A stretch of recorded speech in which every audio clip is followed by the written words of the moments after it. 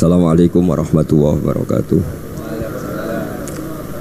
Bismillahirrahmanirrahim. Nahmaduka ya ghafur ya syakuru wa salli wa sallim wa barik ala sayyidina maulana Muhammadin wa ala alihi wa sahbihi asma'in nama ba'du.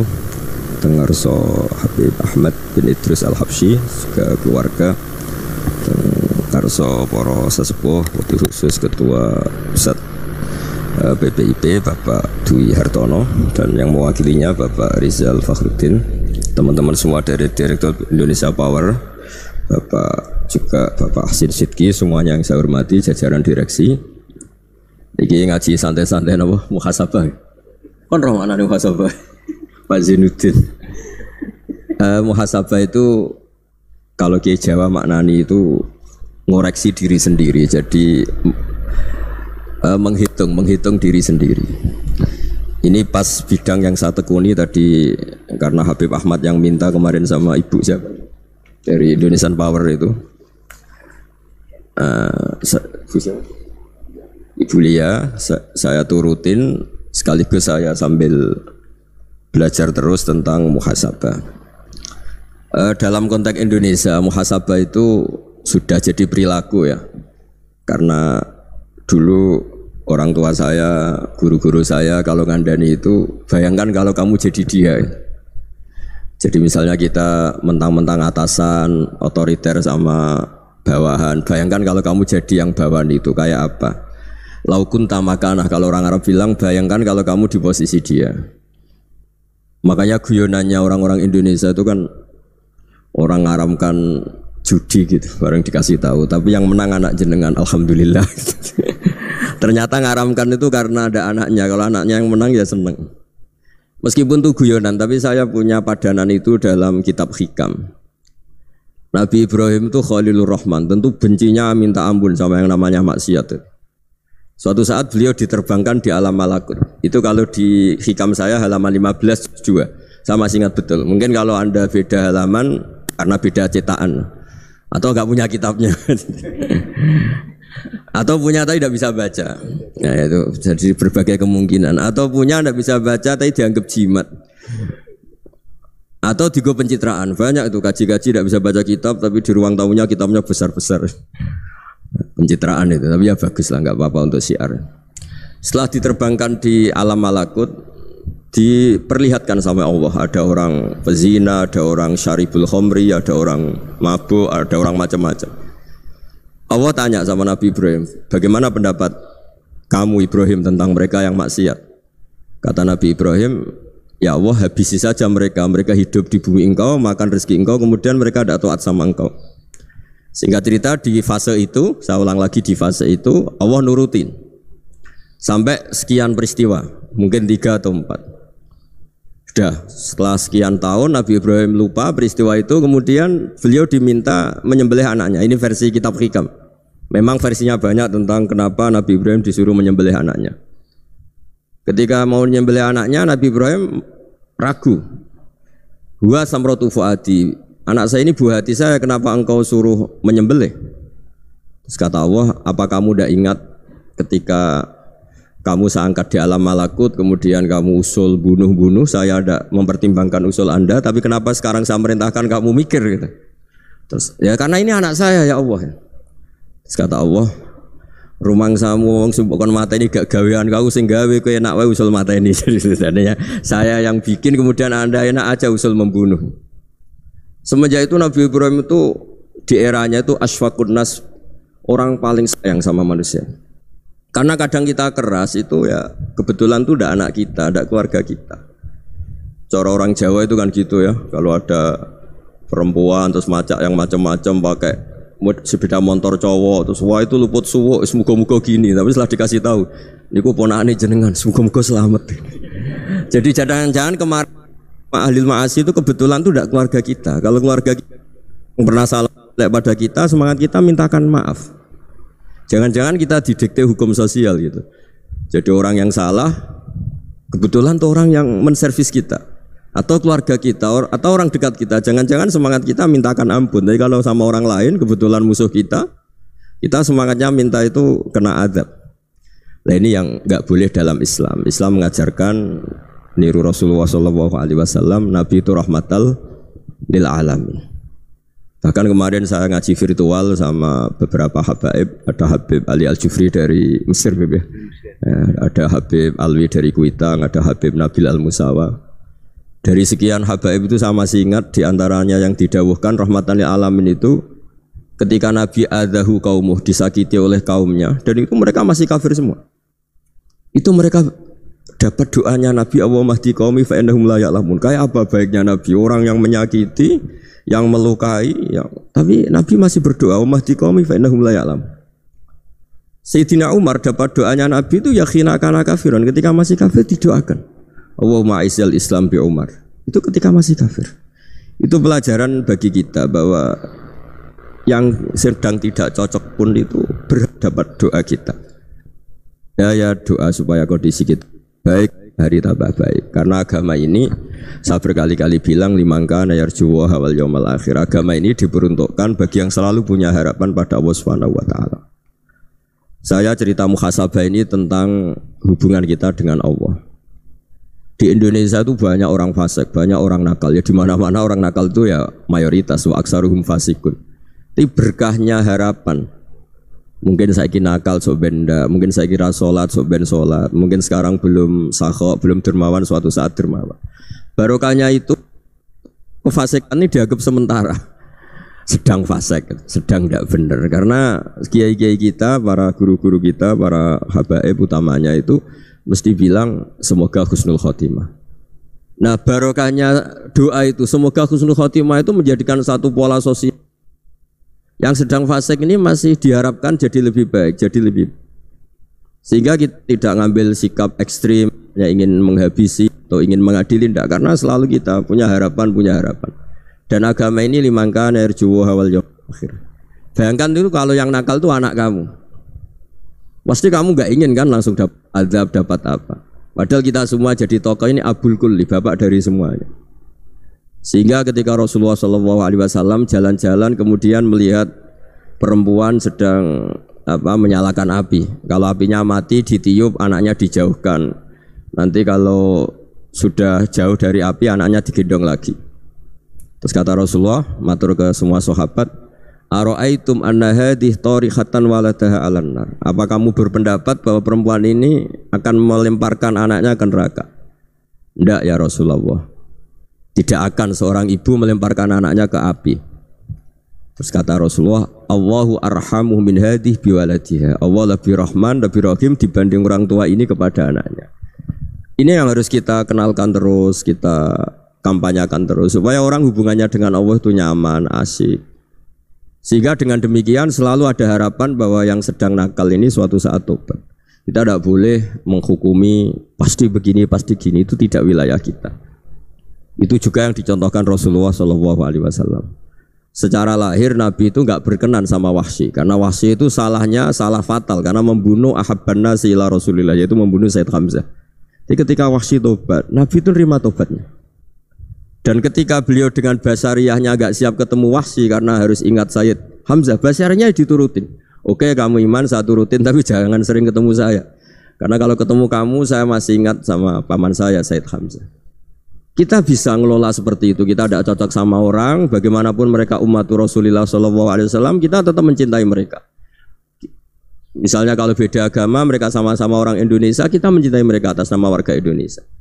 Tapi kalau misalnya potongannya ora cocok, beda kultur, bawaannya itu mangkel no coro Jawa, ya bisa diilmoni, jangan ketemu. Sudah tidak cocok, ingin ketemu nyari solusi. Roh ini tok seneng itu kan ya repot itu. Ya sudah kalau nggak mati cocok ya jangan sering ketemu.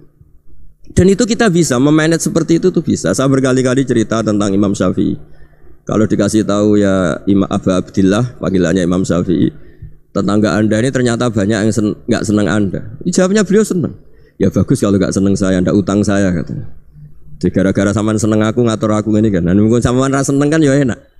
Jadi hidup itu dianggap happy. Kalau seneng ya teman silaturahim, kalau nggak seneng ya nggak bakal utang gitu. Baru kaya seneng itu nggak ganggu. Gitu. Jadi dulu itu orang bisa ngelola seneng ndak seneng itu bisa. Karena ada kearifan hubungan dengan Allah Subhanahu wa taala. Hidupnya selesai karena masyghul bi dzikrillah, mereka sibuk dengan Allah. Makanya kata ulama-ulama tasawuf, kamu jangan melihat manusia perilakunya, tapi kamu juga harus ingat yang gerakkan semua itu Allah Subhanahu wa ta'ala. Dengan demikian kita farah, kita senang. Makanya Nabi kalau ngutus Anas bin Malik kemudian enggak kesampaian yang diinginkan karena Anas main, ketika garwa-garwani Nabi agak tersinggung, Nabi andaikan Allah menghendaki yang saya inginkan kesampaian, pasti itu kesampaian. Jadi dianggap kegagalan Anas enggak manggil yang dituju Nabi itu ya kersane Allah, ya enteng saja. Sayyidina Ali lebih parah lagi yang dialamin. Itu dalam beliau kalau dipanggil tuh enggak cepat-cepat ke sana. Ketika ditanya, "Kenapa kamu tak panggil enggak cepat ke saya?" "Amin tu ukubatak." Karena aku tahu engkau orang baik. Orang baik itu pemaaf. Jadi makanya orang-orang soleh dulu itu bodoni itu. Makanya sekarang kalau ada orang bodoni itu mesti bidik orang soleh. Kalau orang-orang soleh itu kakean husnudzon akhirnya sering dibodonin. Abdullah bin Umar itu masyhur itu. Kalau ada budaknya sering sholat, sergap sholat itu dimerdekakan. Akhirnya enggak sholat pun pura-pura sholat. Akhirnya juga dimerdekakan. Ketika ditanya, kenapa engkau merdekakan? Padahal mereka sholatnya menipu engkau, kata pembisik-pembisik itu. Man khoda'ana lillah in khoda'na lah. Dia nipu atas nama Allah, berarti saat tertipu juga atas nama Allah. Enggak masalah dong, semuanya demi Allah Subhanahu wa ta'ala. Jadi ketika kita mensifati Allah Ta'ala itu ghafir, Allah pemaaf. Jangan kamu enggak fair untuk diri kamu nyifati Allah ghafir, pada orang lain Allah kamu sifati sadidul iqab. Jadi Allah kamu atur, kayak MC tadi ngatur saya. Jadi Allah itu apa? Kalau pada saya ghafir, kalau pada musuh saya sadidul iqab. Itu enggak fair. Kalau Anda punya harapan kepada Allah karena Allah Rahman Rahim, Allah ghafir, sebenarnya Allah pada musuh kita ya bisa saja Allah ghafir, bisa saja Allah Rahman. Sehingga kita melihat orang lain yang kita tidak cocok itu ya enteng saja. Itu min ummati Rasulillah sing tanaluhu syafa'atu, tanaluhu sa'atu rahmati, tanaluhu fair. Jangan dengan kita kayak mesti dapat rahmat, jangan orang lain kayak Allah pasti syadidul iqab. Itu tidak boleh. Sehingga ketika ada orang Badui, singkat cerita orang Badui ini kencing di masjid, semua sahabat membentak dia. Yang enggak bentak hanya Nabi tok. Saking mangkalnya orang ini karena semua sahabat bentak kecuali Nabi. Setelah dibenarin Nabi, terus Nabi nyuruh sabbu ali dhanuban min ma'in. Setelah disucikan masjid itu, dia berdoa keras sekali. Allahumma arhamni wa Muhammadan wa la tarham ma'ana ahadan. Ya Allah, yang berhak dapat rahmatmu hanya saya dan Nabi Muhammad, yang lainnya jangan. Karena yang lainnya tuh jengkelin, gitu aja saya salah dimarah-marahin gitu. Jadi kalau kamu doa terbatas ya kayak orang Bedui ini, kayak orang Arabi. Apa kata Nabi? Laqad tahajjarta wasi'an. Allah yang rahmatnya luas menjadi kamu sempitkan. Karena kamu mau atur Allah hanya Rahman pada Indonesian Power, pada NU, pada kita, yang orang lain enggak perlu dapat. Itu kan kasihan Islam, karena Islam terus enggak dimiliki semua orang. Allah enggak dimiliki semua orang, Rasulullah enggak dimiliki semua orang karena dipek NU, dipek ormas tertentu, dipek enggak boleh seperti itu. Enggak boleh tahajjarta wasi'an kata Nabi, enggak boleh mempersempit zat yang rahmatnya itu luas. Ini semoga etika ini kita pakai di Indonesia. Yang sedang fase kita harapkan lebih baik. Yang sedang nggak dapat hidayah kita doakan dapat apa? Hidayah. Masyhur kan, makanya tadi saya mohon sama Habib Ali supaya Habib Ahmad supaya tetap mahalul qiyam, tabaruk sama Habib Ali. Di antara doa-doa di Simtud Duror masyhur itu antuqabilal mudhniba minnah bil ghufran wal musi'a bil ihsan. Jadi harapannya para habaib, para orang-orang baik dulu ya, semoga yang dosa itu dimaafkan, yang sedang salah dibuka, bikin lebih baik. Nabi itu tugasnya juga gitu. Wastaghfir li dzambika walil mu'minina wal mu'minat. Nabi itu tugasnya juga memintakan ampun yang sedang salah. Nah ini cobalah jadi etika kita, muhasabah kita. Jadi muhasabah itu cara berpikir kita set, kita pikir ulang. Ternyata semangatnya seorang Nabi itu wastaghfir li dzambika walil mu'minun. Semangatnya itu memintakan ampun. Orang ahli tafsir tahu semua kalau Nabi itu tidak mungkin dosa. Jadi itu khitabun lin Nabi wa urida bihi ummatu, itu khitab Nabi, tapi yang dimaksud itu umatnya, karena Nabi tidak akan mengalami dzambun, tidak akan mengalami dosa. Sekarang enggak, kadang-kadang kita ini kalau orang lain salah itu semangat. Kalau di perusahaan ada teman salah, apalagi pimpinan salah itu seneng, barokahnya salah bisa ganti kan gitu. Jadi kalau mungkin di dunia tokoh juga gitu, barokahnya ada tokoh salah, kita yang jadi populer sendiri, tidak boleh seperti itu. Kita harus salimus sodri di jami'il muslimin. Jadi ini harus dilatih. Saya tadi matur sama Habib Ahmad, latihan kita jadi hidup. Nabi itu kalau resep jadi wali itu kata Nabi gampang. Kata Nabi kalau kamu ingin disenangin Allah, ya sudah. Kalau kamu asbahta wa amseta gini-gini, perasaan kamu kata Nabi jangan punya perasaan ghil sama orang muslimin. Itu sudah wadzalika min sunnati. Makanya Nabi ngendikan la yablughni ahadun an ahadin sayyan. Ada yang baca la yuballighni ahadun an ahadin sayyan. Seseorang jangan melaporkan ke saya tentang salahnya yang lain. Fa inni akhruju ilaikum wa ana salimus sadri, karena saya ingin ketemu sampean semua dalam keadaan salimus sadri, tidak punya perasaan apa-apa. Karena kalau nurutin pembisik, nurutin informasi itu ya repot, karena orang pasti sepihak. Ada kiai yang top datang ke kampung-kampung yang desa-desa, kata yang seneng itu punya akhlak. Wah itu bagus orang besar datang ke kampung-kampung. Kata yang nggak seneng, oh itu jobnya kiai kecil kok diambil, itu kan ya kasihan itu kan sudut pandang. Makanya saya sering bilang akal kita ini cukup untuk mentasdik Rasulullah SAW. Meskipun perasaan kita kadang orang Jawa itu beda. Saya berkali-kali bilang sama peneliti dari Jogja, kenapa sih Gus para nabi itu kok poligami istrinya banyak? Nabi Dawud katanya itu berapa? Itu Nabi Sulaiman malah jumlahnya agak terbatas. Nabi Muhammad itu paling sedikit. Saya tanya gini, perempuan itu orang lemah, jadi kalau nolong orang satu gimana baik, kalau nolong orang dua ya lebih baik, ya sudah kira-kira seperti itu.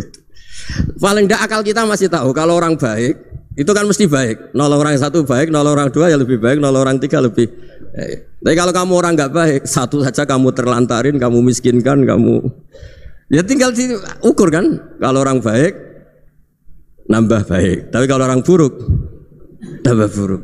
Nah itu akal kita bisa menganalisis kenapa sih nikah itu ada yang poligami, ada yang enggak. Ya sudah, ukur saja diri kamu. Misalnya kayak saya elek keriting, rabi terus, memperbanyak wong elek, orang perilaku netok, raine dadi elek kabeh gitu. Tapi nak kowe ku ganteng, alim, ganteng, sugih, anake ganteng-ganteng, berhubung kowe saleh ahli swarga kabeh, mertua yo bangga karena karir kamu meyakinkan. Ini mertua kamu aja enggak bangga mau nambah. Ipar enggak bangga, mertua enggak bangga, desa kamu yang kamu wayai juga enggak. Beda dengan Nabi ketika nikah Juwairiyah itu enggak ada pernikahan sebarokah Nabi dengan Juwairiyah itu. Azharu Rasulillah, di situ habis perang banyak tawanan, gara-gara jadi bisanya Nabi langsung dibebaskan semua karena Azharu Rasulillah. Sekarang bisanya Kanjeng Nabi. Dulu Abu Sufyan mangkelnya bukan main sama Nabi, gara-gara putrinya dinikah terus langsung jadi. Kalau kamu kan enggak, nikah satu, nikah lagi, satu kampung musuh kamu. Karena istri pertama ya cemburu, yang kedua agak bangga. Wah itu selesai itu, di dunia wal akhirah. Maksud saya, nganalisis Islam itu harus pakai akal. Dan akal yang dipakai, ini saya bawa ke kitab Ihya, adalah pikiran-pikiran para ulama. Makanya ketika Imam Ghazali ketika ditanya, fakaifa bi muslimin fasikin asawaha fi jami'i amri. Kalau kalian ketemu orang fasik, orang Islam tapi fasik, perilakunya enggak ada yang benar. Kata Imam Ghazali jawabnya lucu, aneh. Ma min muslimin illa wa islamuhu ta'ah. Tidak ada orang Islam kecuali dia mau Islam, membenarkan Allah dan Rasul itu sudah taatnya dia. Kok kamu tidak bisa melihat taatnya dia? Dia pikirannya kan ini pemabuk, ini tukang apa. Tapi kata Imam Ghazali, sebenarnya kamu masih bisa berpikir positif. Ma min muslimin illa wa islamuhu ta'ah. Tidak ada seseorang Islam ketika dia milih Islam itu pasti ada taatnya, yaitu tasdik pada Allah dan tasdik kepada Rasulullah SAW. Jadi dengan pola seperti itu, maka di antara guru-guru kita yang modern ya di era Mbah Maimun, di sini ada Habib Ahmad. Habib Salim, syair yang sering dibaca beliau adalah ada orang munajat sama Allah, ini cerita munajat. Itu orang itu ngendikan gini, ana muthnibun, ana mukhtiun, ana asi. Huwa rahimun, huwa ghafirun, huwa afi. Ya Allah, saya mukhti, saya orang yang salah. Ana muthnib, saya orang yang dosa. Ana asin, saya sering maksiat. Tapi engkau ya Allah, engkau ghafir, pemaaf. Engkau rahim, maha pengasih. Engkau afin, yang mudah memaafkan. Terus kata orang ini, ya agak kurang ajar tapi saking senengnya sama Allah. Qobal tuhunna salasatan bisalasati. Ya gini saja ya Allah, sifat engkau diadu dengan sifat saya. Engkau Tuhan, Gusti, enggak boleh kalah katanya. Terus wasatahliban ausofu ausofi, dan engkau pasti pemenangnya gitu. Jadi ada orang rayu Allah dengan cara seperti itu ya ada ya.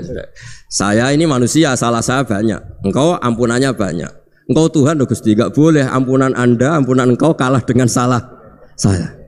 Enggak boleh Tuhan kok kalah. Jadi untuk supaya orang punya harapan gitu. Banyak juga wali-wali yang jadab ketika datang ke makam Rasulullah SAW. Itu kalau dongo ya agak kacau sebetulnya, cara syariat agak kacau. Ya Allah, engkau punya dua pilihan. Jika engkau menjadikan saya soleh, surah habibu, yang senang kekasihmu, yaitu Rasulullah SAW. Tapi jika engkau menjadikan saya fasik, surah adubu, yang senang itu setan. Monggo jenengan mau menyenangkan kekasih jenengan, mau menyenangkan musuh jenengan, monggo. Jenengan bebas kok memilih. Nah, mestinya Allah ya senang menyenangkan kekasihnya. Jadi ya, intinya Allah dipaksa untuk menjadikan dia orang soleh gitu.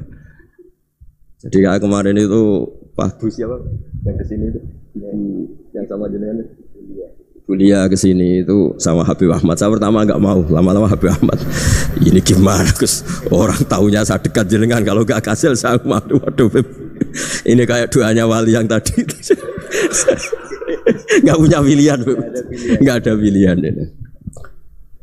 Jadi saya mohon muhasabah itu dimulai cara berpikir. Makanya di sini sebetulnya tag ini supaya dapat barokahnya Ihya. Ini kitab yang disenangi para habaib, para ulama. Sebetulnya tag di muhasabah itu redaksinya gini ya, yang lengkap. Hasibu anfusakum qabla an tuhasabu wa zinuha qabla an tuzanu wa tahayya'u lil ardil akbar. Jadi ada kata wazinu, jadi ukur. Perilaku Anda ini diukur, ditakar.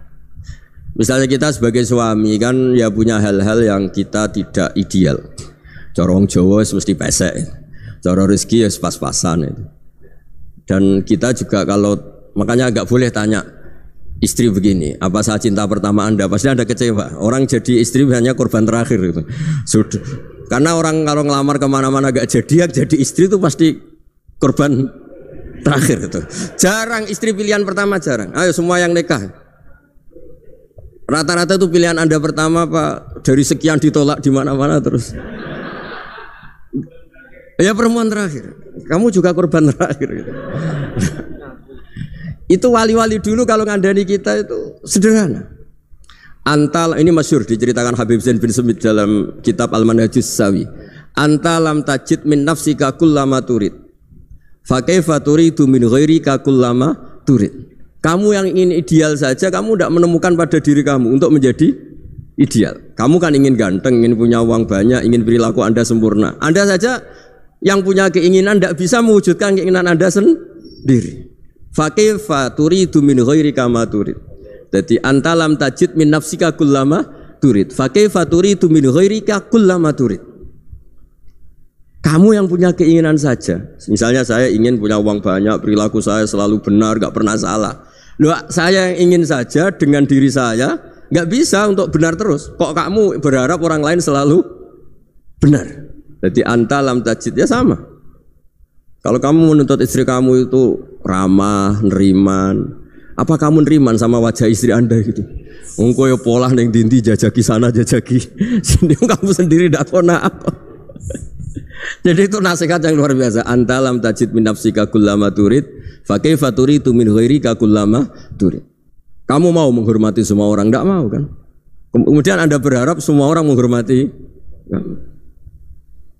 Kamu tidak ingin kan orang lain semua menghujat kamu. Sementara kamu enak aja menghujat orang lain. Makanya Rasulullah SAW itu luar biasa ketika bikin kaidah sosial, apa la yu'minu ahadukum hatta yuhibba li akhihi ma yuhibbu li nafsihi. Jadi kalau ukuran iman itu sederhana. Kalau sesuatu itu baik, nyaman bagi Anda ya bayangkan itu pada teman Anda. Misalnya Anda bangun tidur sudah acak-acakan, enggak punya uang, utang jatuh tempo, kan enggak ingin ketemu orang.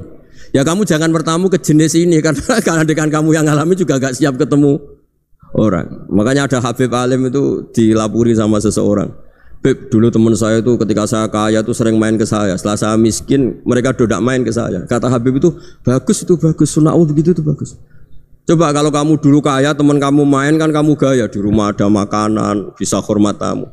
Setelah kamu miskin jadi buruh manol di pasar atau buruh bikin boto, teman kamu datang, malu enggak kamu? Mendingan gak datang gitu.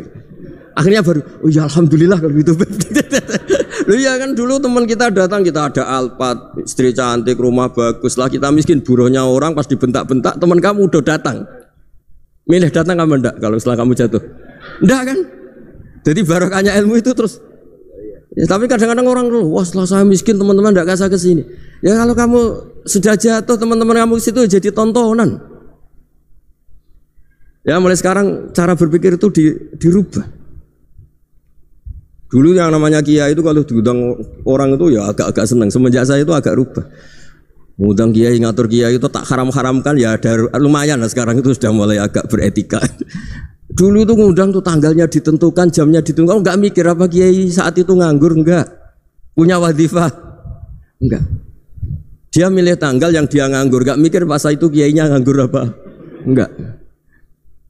Ya saya hanya cerita aja, kamu tersinggung ya monggo, boten nggih monggo itu kan.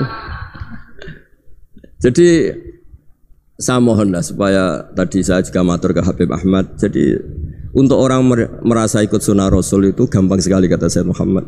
Dulu Nabi berpakaian ala daerahnya. Kalau mikot ya pakai mikotu baladi. Karena Nabi orang Madinah dan beliau berdomisili di Madinah ya misalnya mikotnya dari Bir Ali misalnya. Tapi kalau anda orang kawasan Tanim mau umrah ya dari Tanim. Misalnya kawasan Jirona ya dari Jirona. Artinya apa? Kamu ngambil mikot karena Nabi mikot misalnya dari Bir Ali. Bukan berarti kamu harus seperti Nabi di Bir Ali, kamu orang Mekah, misalnya kamu orang Tanim, orang ya harus dari mikotu apa? Baladi. Sama, makanya di fikih-fikih itu kalau teknik anak, Nabi orang Arab, halawiyatnya kurma ya kurma. Kalau orang Jawa sedegan, semua podo-podo. Ya podo-podo manis. Jadi ini tabaruk sama Sayyid Muhammad, ini ada murid beliau Habib Ahmad, saya baca supaya orang itu merasa ikut Nabi itu gampang sekali. Ini saya baca di halaman tadi disaksikan Habib Ahmad 433 di kitab apa begini Manhajus Salaf fi Fahmin Nusus. Itu kata Sayyid Muhammad wa kanat sunnatu Rasulillah annahu yat'amu ma yajiduhu fi ardi wa yalbasu ma yajidu wa yarkabu ma yajidu mimma abahu wa ta'ala. Fa man istamala ma yajidu fi ardi fa huwa al-muttabi' lis sunnah. Kama annahu hajjal baita min madinati. Faman hajjal baita min madinati nafsi fa huwa al-muttabi' lis sunnah wa illam takun hadhil madinatu tilka.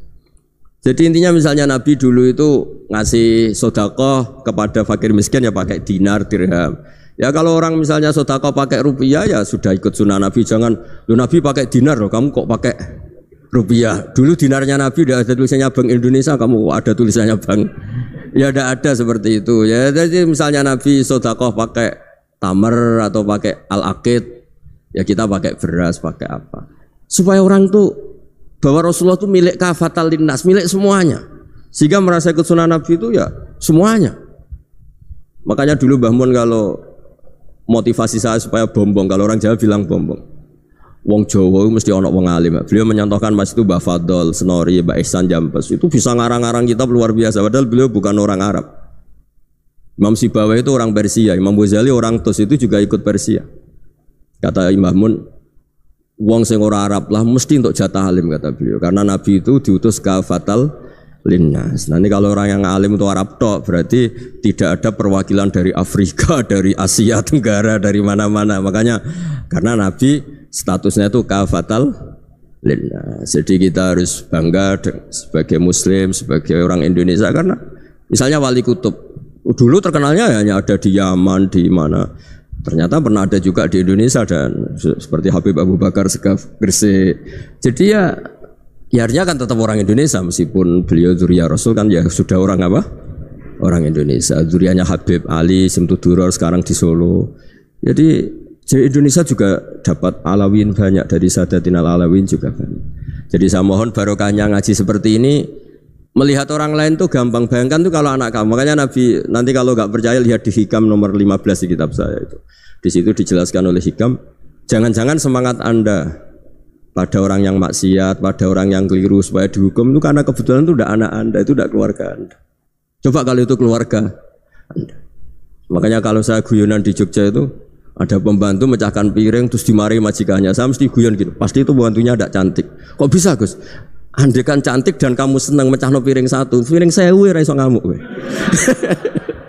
Ternyata ngamuknya itu karena mecahkan piring apa karena plus tidak cantik? Coba jawab para lelaki ini. Kamu marah sama orang maksiat tuh karena maksiat karena plus itu udah anak Anda. Bayangkan kalau itu anak Anda. Itu hebatnya Rasulullah SAW. Karena kita yang salah pun kadung umatnya, Nabi tetap ngasih fasilitas syafaati li ahlil kabair min ummati. Kayak apa baiknya Nabi? Nggak ikut maksiat tapi ikut fasilitasi ngasih syafaat. Loh kalau li ahlil ibadah kan wajar. Nabi ketika ini syafaati li ahlil kabair min ummati.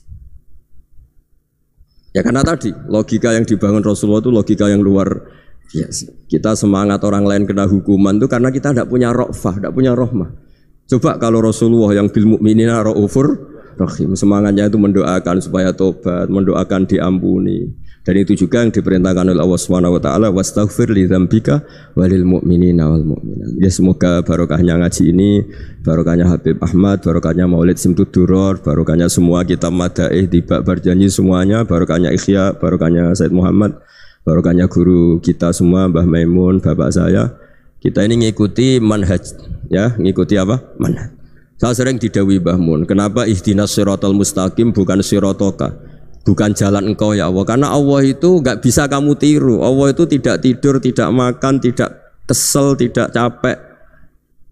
Yang bisa ditiru itu siratal ladzina an'amta alaihim. Yang bisa ditiru manusia ya niru manusia. Karena Allah itu tidak bisa ditiru. Makanya ihdinas siratal mustaqim siratal ladzina. Dan niru siapa? Niru guru-guru kita.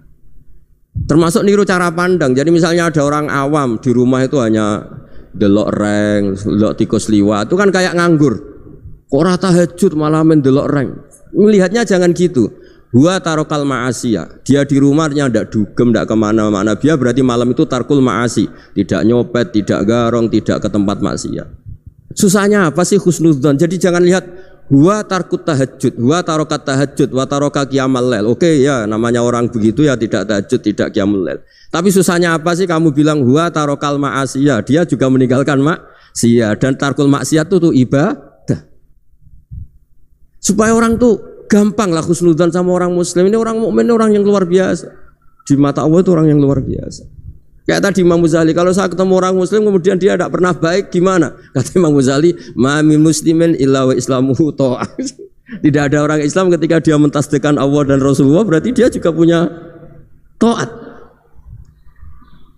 Ya ini latihan saja, sing iso nglakoni Habib Ahmad kula namung cerita mawon. Kula cerita secara akademik, saya punya kitab, saya baca dan alhamdulillah kita paham barokahnya para guru. Dan supaya terbiasalah sebaik-baiknya ibadah husnudzon billah wa husnudzon bil mu'minin. Soal tidak cocok ya diilmoni tadi ya, namanya enggak cocok ya jangan sering ketemu. Seperti Rasulullah SAW, beliau karena sangat mencintai Said Hamzah, ketemu orang yang pernah begitu sama Said Hamzah ya beliau secara basyariah tidak siap. Tapi beliau secara cara bahasa sekarang secara profesional, kalau beliau seorang nabi dan harus menerima tobatnya siapapun ya diterima. Saya meskipun dengan A, B gak cocok karena dia begini-begini sama saya, tapi saya ingat dia sholat, dia baca sholawat, dia mencintai Rasulullah, ya kita hormat. Ya soal gak cocok ya di manage tadi ya, zuruhiban tasdid huban. Kalau gak pati cocok ya jangan sering ketemu, bawaannya enak nanti. jadi ya semuanya itu diilmoni lah. Makanya ngendikane Ma'ruf Al-Qurhi ada yang baca Al-Kharqi, mangqala fil yaumi salasa marrat aw marham ummata Muhammad kutiba minal abdal. Karena semangat mencintai siapapun satu hari sering baca marham ummata Muhammad, wa asli ummata Muhammad, wa tajawaz an ummati Muhammad, itu mesti kutiba minal abdal. Dia pasti termasuk wali abdal. Maksudnya semangat mencintai ya dilatih lah. Misalnya Indonesia Power atau PLN, andai kan tidak ada PLN tuh kayak apa? Orang nggak bisa ngaji, tidak bisa aktivitas, ya barokahnya ada PLN, barokahnya jasanya. Kita sadar, tidak semua kebaikan kita ini memenuhi keinginan orang banyak. Orang banyak ingin listrik, ingin saluran apa, dan itu kadang yang mewujudkan orang lain atau kelompok lain. Ya karena itu manfaat ke orang lain ya kita doakan. Karena khairunas anfa'uhum linnas. Sehingga kita terbiasalah ngakui orang lain. Seperti semangatnya Rasulullah SAW, semuanya itu didoakan, semuanya diinginkan kebaikannya. Bahkan Nabi gak putus asa sampai di akhirat. Ketika Nabi lain sudah putus asa karena sudah akhirat, sampai dimintai syafaat semuanya bilang nafsi nafsi, karena merasa semuanya enggak punya nyali di depan Allah, karena ini sudah akhirat, sudah finish. Tapi apa Rasulullah? Analah, ya sudah saya sanggup mensyafaati kalian. Terus kata Nabi, fa'atiyal arsya, saya mendatangi aras, fa'akhiru lahu sajidan, saya sujud, wa ahmaduhu bima hamida allamani rabbi. Kemudian saya tetap muji Allah dengan pujian yang terus menerus. Padahal sudah di akhirat sudah finish. Nabi dimintai syafaat masih sanggup karena Nabi tahu akhirat tidak bisa mendikte Allah, tidak bisa Allah terus bilang ya Allah ini akhirat loh, engkau sudah tidak boleh mensyafaat, tidak bisa. Allah tidak bisa diganggu akhirat, Allah tidak boleh dibatalkan rahmannya oleh akhirat. Allah tetap Rahman Rahim abadal abad. Dan Nabi tahu itu. Makanya kata para ulama, fa Muhammadun Ahmadu min ghairihi. Jadi Nabi Muhammad namanya dua yang terkenal. Sebenarnya banyak yang terkenal dua, Muhammad sama Ahmad. Ketika Nabi punya nyali memuji Allah di akhirat atau sudah di akhirat, itu fa Muhammadun Ahmadu min ghairihi. Ketika Nabi lain sudah tidak punya nyali muji Allah karena sudah akhirat, Nabi Muhammad tetap berani muji Allah di saat seperti itu. Makanya Ahmadu di situ kata ulama itu af'al tafdil, fa Muhammadun Ahmadu min ghairihi. Kanjeng Nabi lebih memuji Allah di saat yang Nabi lain sudah tidak punya nyali untuk muji Allah di saat itu. Makanya kata Nabi fa akhiru lahu sajidan wa ahmadhu bimahamida allamaniha rabbi. Akhirnya setelah lama gitu terus Allah ngendikan ya Muhammad irfa' ra'sak wasal tu'tah wasfa' tusyaffa. Sudah Muhammad, angkat kepala kamu minta apa saya turutin, dan kalau kamu ingin mensyafaati umatmu saya beri hak apa? Syafaat. Nah, semoga semangat itu juga menjadikan kita munajat bahwa rahmat Allah tidak terbatas, harapan juga tidak terbatas. Mungkin yang sedang nakal ya kita katakan sedang, jangan terus kamu pastikan wah ini mesti suul khotimah, mesti tidak orang baik. Tidak, agama ini liman kana yarjuha wal yaumal akhir, selalu bagi yang punya harapan. Ya, mugi-mugi dapat barokah semua. Mantu dengan kata wassalamualaikum warahmatullahi wabarakatuh.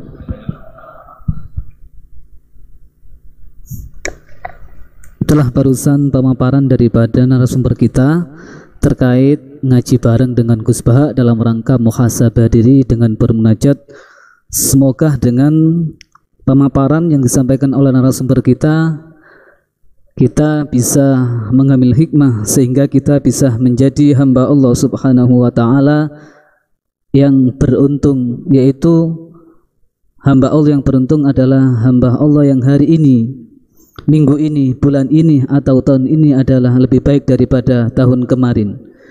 Bukan menjadi hamba Allah Subhanahu wa taala yang merugi, yaitu di mana hari ini, minggu ini, bulan ini dan tahun ini sama dengan tahun kemarin.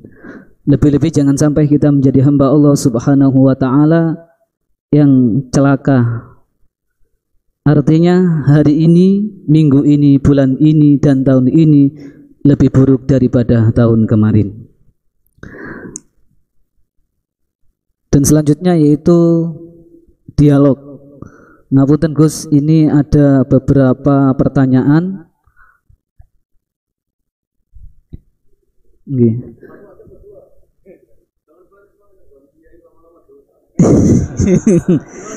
Ini saya hanya membacakan mawon Gus. Ada beberapa pertanyaan yang masuk. Korbannya saya. Dua itu sudah kebanyakan. Ya. Dua pertanyaan. Yang pertama dari Ketua DKM Masjid Raudhatul Jannah PLT Ungrati, Gus. Yang pertama yaitu Allah Subhanahu wa taala berfirman di dalam surat Kahfi ayat 110, Qul innama ana basyarum mislukum yuha ilayya annama ilahukum ilahu wahid faman kana yarju liqa'a rabbi falyamal amalan shalihan wa la yusyrik bi ibadati rabbih ahada. Yang artinya, katakanlah Muhammad, sesungguhnya aku ini hanya seorang manusia seperti kamu yang telah menerima wahyu bahwa sesungguhnya Tuhan kamu adalah Tuhan yang Maha Esa. Maka barang siapa mengharap pertemuan dengan Tuhannya, maka hendaklah ia mengerjakan kebajikan dan janganlah dia menyekutukan dengan sesuatu pun dalam beribadah kepada Tuhannya. Di sini barang siapa ingin bertemu dengan Tuhannya, maka hendaklah melakukan kebajikan dan jangan menyekutukan dengan sesuatu apapun dalam beribadah. Yang dimaksud di sini bertemu dengan Tuhan itu seperti apa? Yang kedua, melakukan amal kebajikan itu seperti apa? Jangan menyentuhkan Tuhan dalam beribadah itu seperti apa? Nggih, niku Gus. Satu pertanyaan Gus. Satu pertanyaan ada 3 kategori. Ngapunten Gus. Bismillahirrahmanirrahim. Pertanyaan itu bagus sekali karena hal yang sama dialami Rasulullah SAW. Jadi ketika Nabi ngendikan man ahabba liqa Allah ahabba Allahu liqa'ah. Wa man kariha liqa Allah kariha Allahu liqa'ah. Jadi terus sahabat tanya, bagaimana itu ya Rasulullah? Wa kulluna yakrahul mauta katanya. Siapa yang senang ketemu Allah, wa senang ketemu dia. Siapa yang enggak senang ketemu Allah, wa juga enggak suka ketemu dia. Dan sahabat sahabat ya manusia ya, zaman itu ya iskal ya, tapi semua kita itu nggak siap mati. Jadi kalau ketemu Allah itu pikirannya orang itu ya mati. Nah, yang tanya nggak siap juga kan kalau mati. Terus Nabi memberi penjelasan, tidak ada orang muslim, orang mukmin kecuali sebelum mati itu yang calon ahli surga itu diperlihatkan surganya. Jadi mamin ahadin ilka waqad alima maq'adahu minal jannah awinnar. Ketika melihat surga yang sudah gemah ripa, sudah luar biasa. Mungkin kalau para cowok yang bayangkan bidadari banyak, cantik-cantik, gak minta belanja. Neng dunia wis elek jaluk aneh-aneh kan ruwet tuh. Nah, itu terus langsung seneng pengen ning swarga. Jadi kalau ada orang mati kok tidak semangat, berarti belum dipertontonkan surga. Nah, ketika dipertontonkan surga kan sudah tidak ada kerja, tidak ada atasan, tidak ada bawahan, tidak ada istri cerewet, tidak ada teman bodoni, pokoknya di surga itu kan enak semua. Nah terus seneng. Lah kira-kira liqa Allah ya seperti itu. Ketemu Allah itu artinya ketemu ridhonya, ketemu kebaikannya. Itu resep pertama, tentu tidak boleh syirik. Syirik itu menganggap ada kekuatan lain setara dengan kekuatan Allah. Jadi kalau orang tawasul sama nabi, sama wali, sama habaib itu tidak syirik, itu kan tetap Allah itu punya kekuasaan mutlak. Kita ini butuh orang dekat, bukan mensetarakan orang dekat ini sama Allah Subhanahu wa ta'ala. Itu jelas tidak ada orang Islam yang punya perasaan ada kekuatan lain setara dengan kekuatannya Allah Subhanahu wa ta'ala. Makanya Nabi sudah menjamin, saya tidak pernah takut kalian melakukan syirik, karena siapapun yang punya iman pasti tidak akan mensetarakan yang lainnya sama dengan Allah Subhanahu wa ta'ala. Jadi makanya keyakinan ahli sunnah, keyakinan guru-guru kita, wasilah itu tidak termasuk syirik, karena ya di hatinya sama sekali gak ada hukum penyetaraan. Maknanya syirik, tasyrik itu kan mencetarakan. Jadi itu penting dicatat ya, supaya kita clear, tidak ada perasaan seperti itu. Nah caranya ada syirik gimana ya tadi? Dielmoni lah, dielmoni. Misalnya kamu senang seseorang, di kuburan ya sendiri, ketemu hisab ya sendiri, apa-apa sendiri. Misalnya kita dicintai banyak orang, ketika di kuburan ya dibiarkan sendiri. Misalnya munamuni seneng Gus Pak, misalnya aku mati baru ditinggal. Nah, ya kan sama aja, baru dipendem gitu. Makanya guyonannya sahabat itu guyon tapi masuk akal itu. Ketika Rasulullah wafat itu semua sahabat dilupakan kali itu Rasulullah, sehingga berani mengubur. Lupa semua. Setelah datang, pulang semua ketemu Sayyidah Fatimah. Ya Anas, kamu tadi ikut cara basa Jawa mengubur Nabi. Wah, terus diingatkan sama Fatimah, kamu teganya, kamu semua mengklaim mencintai Nabi, kenapa taksu alaihi turab? Kenapa kamu menguburkan dengan tanah? Itu semua sahabat nangis semua. Cek teganya kita mencintai kemudian kita yang mengubur. Tapi sama Allah sama itu dilupakan semua. Kalau nggak dilupakan nggak ada yang berani mengubur. Ya jadi saya ulang lagi ya, jadi mencintai Allah itu gampang kok, karena Allah baik, reputasinya baik. Makanya masyhur kan Nabi Dawud didawi Allah, habibni ila ibadi. Itu dicerita di kitab Ihya, di kitab Syauqin. Saya cintakan ke hamba-hambaku. Wa kaifa uhabbibuka ila ibadik. Bagaimana saya menceritakan kau pada hamba-hambaku? Dawi Allah di hadis qudsi itu, kenalkan uzkurni bil hasanil jamil. Ya, kamu cerita saya tentang yang baik-baik saya. Dikasih bumi. Misalnya saya sendiri kalau bayangkan itu gampang. Kalau saya dikasih rumah Habib Ahmad setahun gratis, saya akan muji beliau orang baik. Padahal hanya setahun dikasih gratis. Kita dikasih bumi Allah itu sampai kita mati, oksigen sampai kita mati, tanpa bayar. Padahal kalau kita di rumah sakit oksigen 3 hari aja sudah nguras. Ya contoh yang gampang-gampang saja. Gara-gara tidak syukur kan tomak kamu. Bayangkan nikmat tuh ya punya Alphard, istri 4 neriman semua, rukun semua. Terus yang 3 digota ganti ya gelem semua. Lah gara-gara kaya itu ya yang masalah. Padahal kalau kita dikasih rumah orang, Alphard orang gratis itu senengnya. Lah Allah ngasih apa coba? Makanya uzkurni bil hasanil jamil. Sudahlah kamu nyebut saya itu yang baik. Fa innahum la yadhkuruni ilal jamil, kata Allah di hadis qudsi itu. Mereka ingat saya itu juga yang baik. Baik. Dan makanya ini kan latihan, walakinna wa habbaba ilaikumul iman wa zayyanahu fi qulubikum. Makanya saya dakwah itu ya yang gampang-gampang saja. Ya semuanya Islam ilmu swarga. Ya memang dawuh Nabi gitu, mangqala lil wa dakhalal jannah. Lah kita gara-gara khawatir dasar hati cilik, mangqala la ilaha illallah gak sih dakhalal jannah sik. Nak taate ngene matine ngene panjang sekali catatannya. Setahu saya ngapalkan hadis itu tidak ada catatannya. Mangqala la ilaha illallah dakhalal. Tahu-tahu kok sekarang banyak apa? Catatannya banyak. Ya coba artinya gini lah, kalau kamu hati cilik ya hati cilik ngarang kitab gak apa-apa, bisarti kada wa kata, tapi tetap saja itu gak dawe Kanjeng Nabi. Monggo nak ikhtiyat ya monggo, tapi ya jangan terus saking ikhtiarnya terus dawe Nabi semua dikasih catatan, kan kasihan Kanjeng Nabi dawe mangko lalu taqolal jannah. Ada resmi catatan ya hanya mukhlison biha qalbuh, itu resmi itu. Tapi mukhlison biha qalbuh, ikhlas yang dimaksud itu kata Ibnu Hajar Al-Asqalani itu la khaufan minas silah. Dulu orang munafik lafadzkan la ilaha illallah itu karena takut gak dianggap Islam. Zaman itu istilahnya khaufan minas silah. Tapi kalau orang Indonesia karena ada ancaman bagi yang tidak Islam, ya hampir pasti ikhlas karena gak ada takut apa coba gitu. Jadi lebih gampang gitu. Ya jadi maksudnya liqa Allah begitu. Pasti ikhlas gitu. Terus yang kedua apa tadi? Udah toh?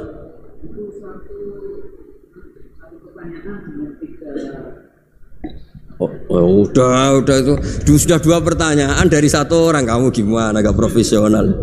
Nah, nanti kalau 1 orang tanya 1000, yang 1 1000 berarti 2000. Saya tadi kan bilang 2 pertanyaan, bukan 2 penanya. Kamu nggak pernah ngaji mantek kan?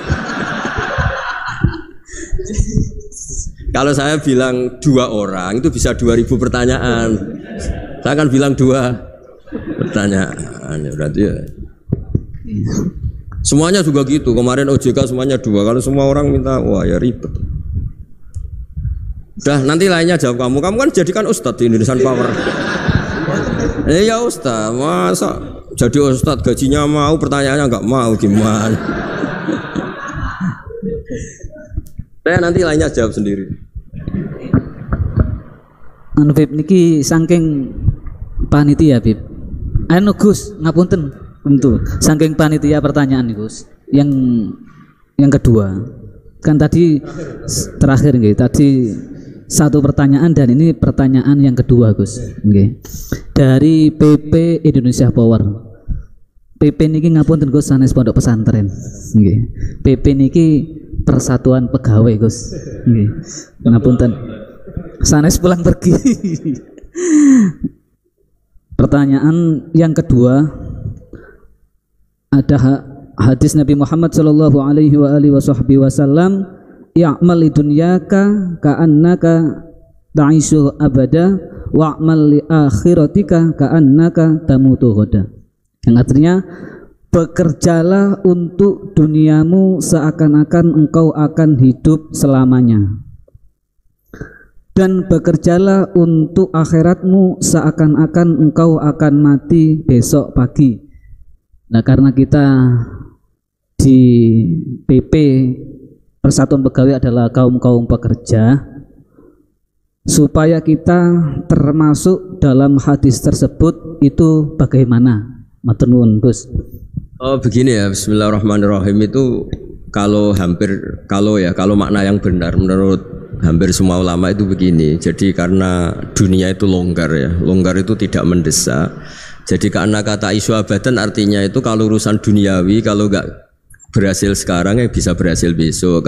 Jadi itu justru menunjukkan urusan dunia itu kalau enggak bisa besok ya besoknya besok. Kalau enggak bisa ya besoknya besok karena masih ada apa? Hidup.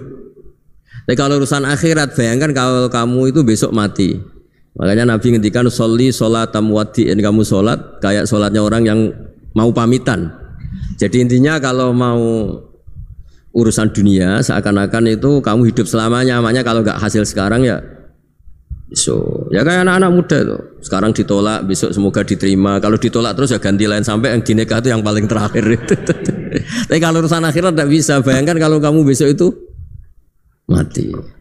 Nah soal yang di PP itu yang di pegawai apa Persatuan Pegawai. Kalau kerja itu yang serius itu bukan karena hadis itu. Di antara yang dicintai Allah, kalau kamu punya pekerjaan, Allah suka ayut kinahu, orang itu profesional gitu. Allah itu suka kalau ada orang nekuni pekerjaan, kemudian dia itkon, dia profi. Nah, misalnya saya ini kan kata orang banyak dikiaikan, dan saya dianggap alim misalnya, harus profesional. Khasnya orang alim itu ngikuti orang alim sebelumnya. Makanya saya baca kitabnya Sayyid Muhammad, baca kitabnya Mbah Mun. Khasnya orang ahli sunnah itu mencintai habaib, mencintai ulama, mencintai fuqara masakin. Sebisa kita lakukan. Itu namanya profesional. Jangan dikatakan orang alim kemudian dia ngomong pendapatnya sendiri. Itu tidak benar. Berarti kamu menjual pendapat kamu pada umat. Kalau dikatakan orang alim itu ya bahasa kasarnya ya menterkenalkan pendapat Allah dan Rasul, kalau boleh dibahasakan menterkenalkan hukumnya Allah dan Rasul. Caranya apa ya? Qaulul ulama. Qaulul ulama itu apa ya? Di kitab-kitab kayak Ihya, kayak kitabnya Sayyid Muhammad. Itu namanya profesional. Makanya saya ngaji di mana-mana pakai kitab. Orang percaya kita karena dianggap orang alim. Orang alim hanya orang tahu pendapatnya ulama-ulama dulu. Lah kalau kamu ngomong pendapat kamu sendiri, namanya kamu tidak menterkenalkan ulama-ulama dulu, menterkenalkan pendapat Anda sendiri. Nah, itu namanya profesional, ada itkon. Itu Allah suka kalau kamu menekuni misalnya Indonesian Power, misalnya bagian PL itu, ya nekuni tenaga uap mana yang positif untuk negara ini, yang jangka panjang, yang terbarukan teknologi apa, yang teknologi fosil misalnya mulai harus dihentikan karena agak. Ya monggo, itu pokoknya apa saja yang menjadikan baik lihadil ummah itu baik, itkon ya. Allah itu suka kalau ada hambanya menekuni satu pekerjaan, terus kemudian diperbaiki terus. Ya seperti saya sudah kecelok kiai, ya masih belajar terus supaya umat ini dapat ilmunya ulama-ulama dulu. Jangan mentang-mentang wong desa ya bodoni yo ngantil. Mulai kulon mulai cilik nganti lahir nganti tua. Niku anggere ana wong sunat diceritani Nabi Ibrahim sunat umur 80 tahun nganggo kapak. Anggere ana wong mati ayate kullu nafsin dha'iqatul. Wah, anggere wong kawin wa min ayati itu enggak ada perkembangan. Saya itu kadang ya Allah, pepe wong desa jadi enggak dinaikkan ilmunya. Karena kiainya mesti gitu, wis kandhane ngene wis ngantil. Enggak ada perkembangan. Nah itu menurut saya bu ya kasihan lah umat ini, umatnya Nabi itu diajak irtiqo lah, diajak naik lah. Makanya saya di mana-mana itu ngaji bawa kitab. Nah itu namanya itqanul amal. Mereka percaya saya karena saya dianggap tahu pendapat ulama dulu, ya kitab itu saya baca, tak terkenalkan. Ya barokahnya tadi, jika kita tahu cara pandang ulama dulu, ternyata enak betul melihat umat. Habib, saya ini setelah miskin teman-teman saya tidak kesini, padahal zaman kaya teman-teman kesini. Dia itu komplain, tapi setelah dijelaskan Habib tadi, malah bagus dong. Setelah kamu miskin buruh orang, terus teman-teman kamu datang, betapa malunya kamu. Dulu majikan, sekarang jadi buruhnya orang. Alhamdulillah kalau gitu. Kan terus gampang, jadi enak kabeh gitu. Lu coba kamu dulu kaya, semua orang hormat, bareng miskin jadi kerja manual di pasar, terus teman-teman kamu tetap datang. Milih datang apa enggak?